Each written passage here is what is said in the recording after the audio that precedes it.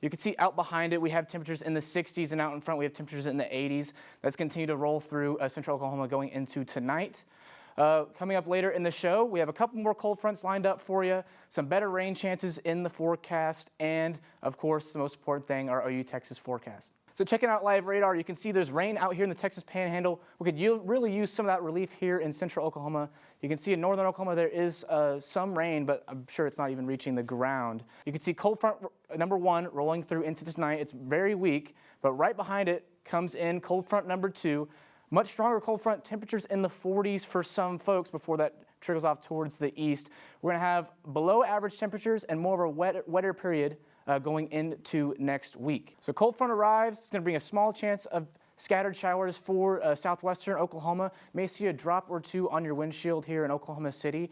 But going into Friday, a stronger chance here in the southwest, but once again, likely Oklahoma City missing out. For your game day forecast for folks going down to Dallas, it's going to be one of the nicer OU Texas games we've seen in a while. At Tail, it'll be 68 degrees, and even by the fourth quarter, 82. I can't remember the last time that we've seen temperatures in the 80s in the fourth quarter for your OU Texas game. After several weeks of such dry conditions, we're finally tracking some chances of rain.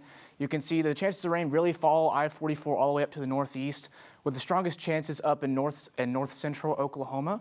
So with that chance of rain going into tonight, you can see we are borderline pushing the 50s here.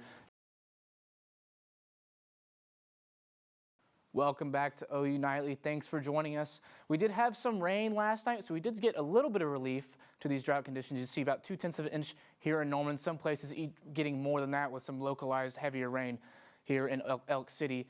But doesn't help too much for our drought conditions. For the last 30 days, we are still at about 3.5 inches in deficit here.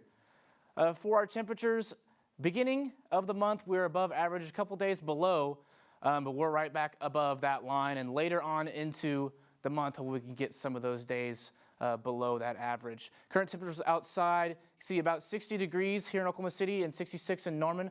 That cold front hanging out towards our southeast. Out in front of it, we do have some 80s, but like I said, out behind it, some nice 60-degree temperatures.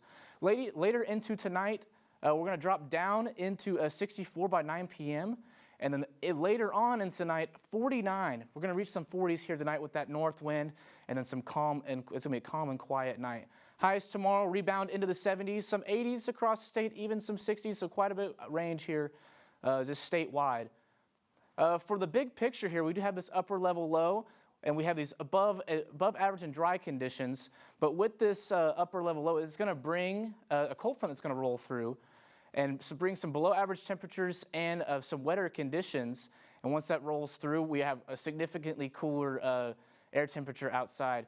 For the tailgate on Saturday, 67 degrees. Can't ask for much better than that, especially for this time of the year. I mean, sometimes it's either too hot or too cold, but you can't ask for much better temperatures for a tailgate. 7-day forecast, 75 on Thursday, back up into the upper 80s on Saturday, even a chance of rain once that cold front rolls through in the afternoon. And then look at the difference between Saturday and Sunday. 70 on Sunday and some beautiful 60s next week. That's all I got for you. Back to you guys at the desk.